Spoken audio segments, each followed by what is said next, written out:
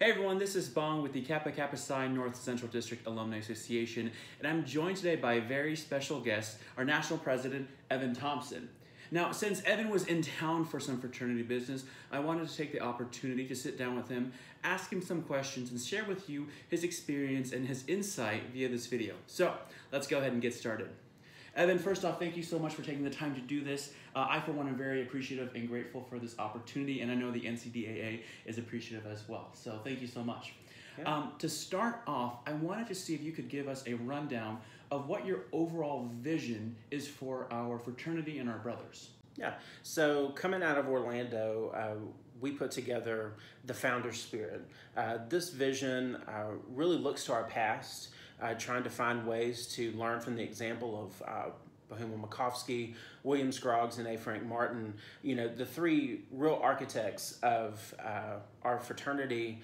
And if we're looking both at the national level as we branched out into the regions and at the chapter level or with the Alpha chapter, and what that looked like in terms of our service, our leadership, and musicianship, we wanted to find a way to bring that to life in the 21st century.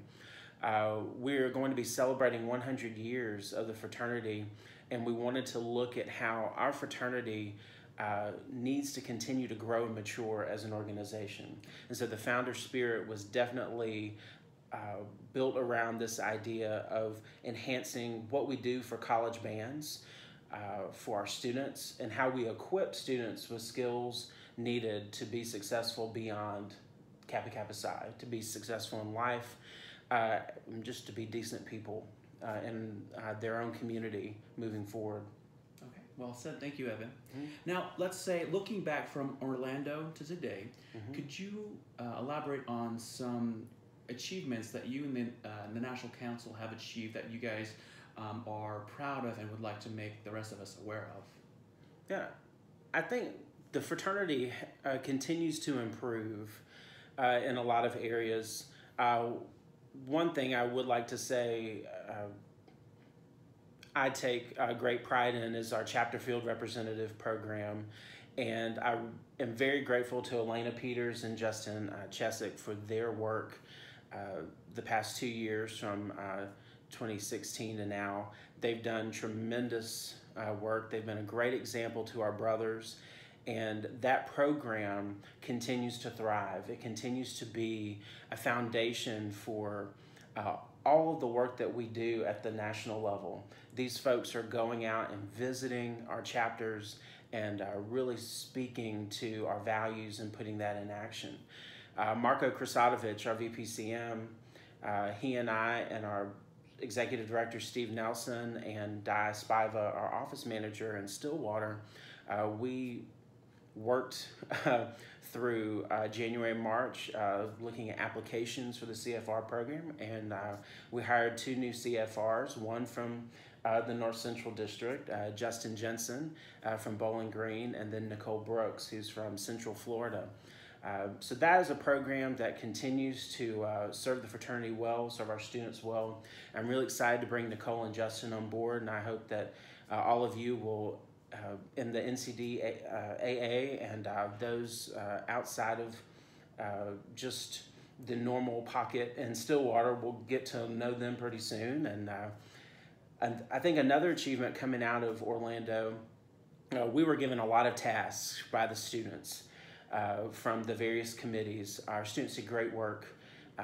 They really dug in and gave us a lot to do. We were tasked with updating the AEA scholarship.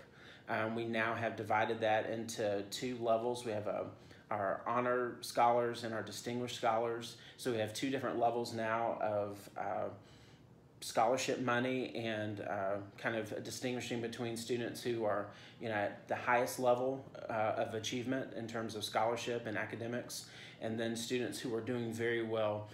The students wanted us to kind of differentiate between those 2 levels and have something that really helped the highest performing students stand out. Dr. Nick Bratcher, who's our Vice President for Programs, did a great job coming up with that. just developing the nomenclature and really helping us get settled on this new program. I think the last thing that I think has been an achievement for us is that we haven't had any major issues, knock on wood, as far as discipline and things like that go. We've been able to implement the Road to Wisdom, our new national membership education program, without any issues with chapters being, defensive or refusing to do anything. We've had a positive experience coming out of that. There are always things to work through. There are always new new problems that come up from as you start implementing something, but the curriculum committee has worked very well with the governors and the curriculum advisors to create as smooth a transition as possible. It's hard to do something new, but I think we've had a very successful school year. That's incredible. Thank you so much. And I know, on behalf of the NCDAA, I know that we are very appreciative and grateful for our past CFRs, and we're very excited to see where the two new CFRs go. So absolutely. So transitioning from here, looking forward, what are some things that we can expect from you and the National Council? And to be more specific, what big projects or goals do you guys have that you guys find most exciting that you guys would like for us to know about? Yeah. One major goal for me was chapter officer training and resources.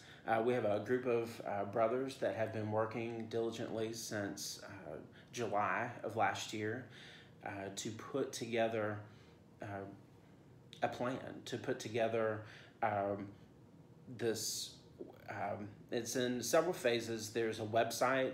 There are going to be online manuals and resources. There will eventually be a hub on the website where you'll click, and this is an officer training ground. Okay.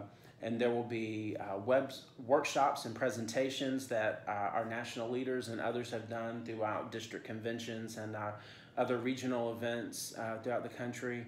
So you'll be able to log on to that. You'll be able to click on that presentation and watch one of our professional leaders in action, giving advice about the chapter treasurer position or being a successful vice president.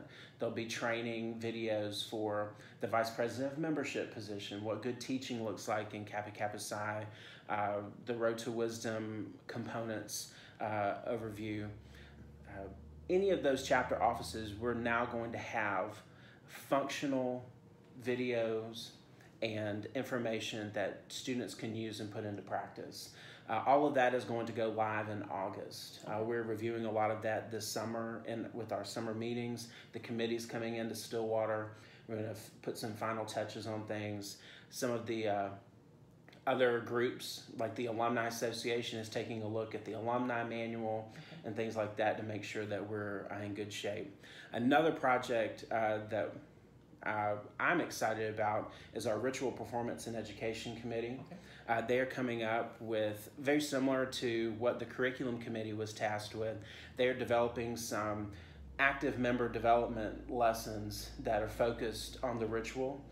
Some of that is going to be focusing on how to perform the ritual well, how to go through all of that with your chapter. If you have a ritual chair or the vice president of membership is in charge of that, how to have those conversations with your chapter about the importance of the ritual, but also taking it one step further. Not just talking about performance, but what does it mean? Mm-hmm. And how do I apply this to my life as a brother? But most importantly, how do I translate this into my life after KKPsi? And how do these values continue to hold me up and make me better as I continue to move forward in my professional career, in my personal life? And as I said at the top of this, just how do we produce outstanding human beings who are going to represent us well, whether they continue to be involved or not? Okay, that's very exciting stuff. Thank you, Evan. Yeah. So you mentioned a bit earlier a little bit about the Alumni Association. So it was mentioned to me that you, as national president, had specifically tasked the National Alumni Association with specific goals and responsibilities. If you wouldn't mind talking us through some of that, and then helping us correlate that with your larger vision for the fraternity. Mm-hmm. When I was finishing out my term as VPCM, I sat down with several members of the alumni board and ended up sitting down with all of them when they met, their new board met in Orlando. And I wanted a partnership. I wanted to create appropriate involvement for our alumni at district conventions. We have many who show up, they sit in the back of the room, they get involved in active member business and other things that it's just not necessary. And some come to convention hoping that there will be something in place, and there's not. Some districts have something in place. They have made efforts to create an alumni track or alumni center programming. Others, we just don't have that. And so in order to get everybody on the same page, I asked the alumni board to consider creating some alumni center programming. Jen Pitts-Taylor and Daniel Miller worked closely with the district governors and the district presidents this year to try to find room in the schedules to make that a part of the host chapter work and the district council work to create this plan for alumni to actually attend convention and be a part of it, to have things that are relevant to them. Jen and Daniel did a great job working with those folks. They had an alumni town hall. They had a Road to Wisdom session so that alumni could learn about the new membership program and how it impacts the chapters. And then several of our alumni board, plus in partnership with our district alumni associations, presented several professional workshops. We want to create an experience where alumni want to come back to our conventions, and they want to come back to not only our district conventions, but our national convention as well. And I want to create a home for people. Far too often when folks graduate, they walk across that stage, they shake the president or chancellor's hand, and then the membership stops. But you are, as Eric Morrison used to say, and many others, you are an alumni longer than you will be an active member. And it's important that we understand that and we create a place for everybody to come back and feel involved and feel connected in some way with an organization that means a lot to everyone who's participated. This is a work, this is a passion for so many people, and we want to make sure that they have a place to come home to. Yeah, definitely. And that was very well said, Evan. Thank you for that. And the majority of the NCDAA board, the newly formed one, was able to attend an NCD convention this past one, and we were very appreciative and really enjoyed the programming that the National Alumni Association put together. So I think that's a great start, and I think that this effort is really important, and we truly appreciate it. So thank you. And that push at the district level to make sure that we have joint programming with the Alumni Association was also in part to make sure we actually had an organization at each district. Mm-hmm. And so the NCDAA, several of you that took up this work with Nick Rohr and others from the AA board, we really appreciate you stepping up and making this a priority. We have to create a place for people, mm-hmm. and this is the first step in that. And I'm looking forward to seeing what y'all do in the future. Thank you. We are very excited to get to work as well. And you kind of touched on this a little bit with your previous response. So a theme that keeps popping up for me when I speak with younger alums and recent graduates is this theme of feeling disconnected, not knowing how, when, where to get involved as an alumni, or how to transition smoothly from active membership to alumni status. So if you wouldn't mind, could you talk us through your experience transitioning from active membership to alumni status, and what advice you have for our alumni watching? I had a unique experience because I graduated and then I became a CFR. Okay. So I have not had a traditional experience. Okay. I've not stopped KKPsiing since 2006 when I was initiated. Okay. So for the past, I celebrated 12 years in the fraternity in April. Oh, congrats. I haven't stopped since. I have a professional life and I have all those things I do in my my professional career as an educator, but I recognize that there's a privilege there for me in what I do, that I've had some opportunities given to me. I've earned them, but I have not had the traditional experience. But I do understand how people feel, because you do, in other organizations that I've been a part of, particularly when I graduated from the University of South Carolina, you're still connected to the band program. You're still connected. As a music major, I was still connected to the School of Music, to my professors, and to the friends who were still there. So I do understand from a different perspective what that's like, because you want to find ways to connect. I think number one, you have to ask. You have to find the people who are there, and you have to offer yourself to those folks. When I have done that, when I've provided those opportunities for individuals, and they've come up to me and said, "Hey, I want to do this," I have acted on it, and we've given them a place. But we can't read your mind. And I think part of it, as an alumni, you sit there and think, "I wish I could be involved. I wish I can be involved." Sometimes the first step is for you to say, "I want to do this." Yeah. And sometimes the answer is not right now, because we don't have something for you to do.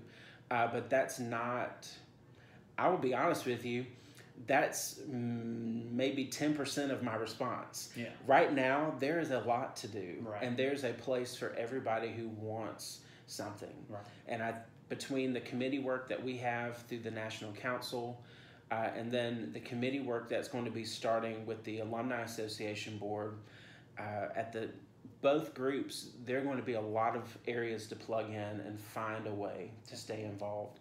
I think the Alumni Association has done a great job of promoting local groups as well.